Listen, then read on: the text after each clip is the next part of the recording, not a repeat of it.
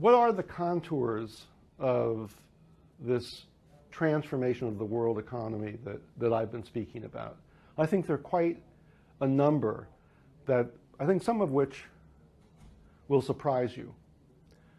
The first is that not only have advanced countries and their companies and banks and private equity firms begun to discover that it's the emerging markets where there's a lot of growth, but it's firms from the emerging markets themselves who also have discovered this. And so when you think about China's and India's forays into sub-Saharan Africa, for instance, this is because the Chinese and Indian investors, as well as the Brazilians and some other emerging market companies, have figured out that that's where the growth is. And they are seeking markets for growth, just as the advanced country companies and banks are.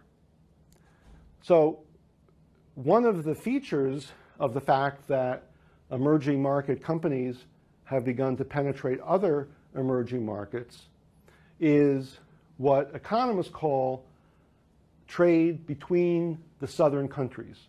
Typically, the nomenclature thinks about the advanced countries as the north, and the developing countries or the emerging markets as constituting the south. South-south trade, that is trade between emerging market countries, in the last decade has grown significantly from about 6% in the late 1990s to now more than 20% of world trade.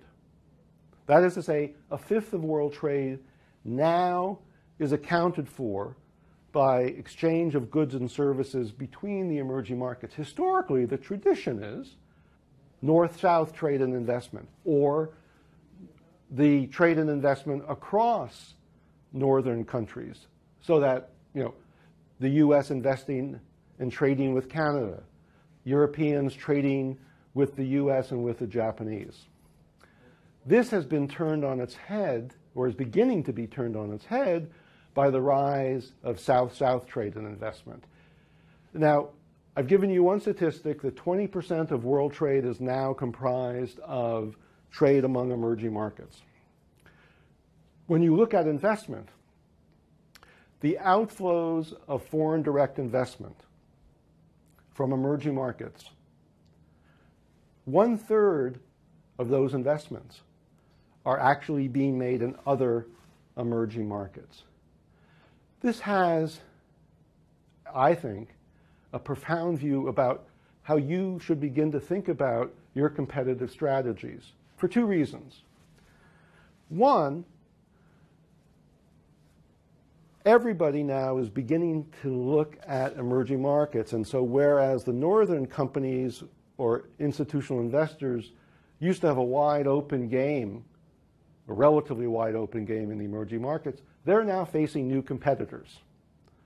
It's not just the GEs competing against the Siemens in Africa, but they're competing against similar firms from Brazil or India or China.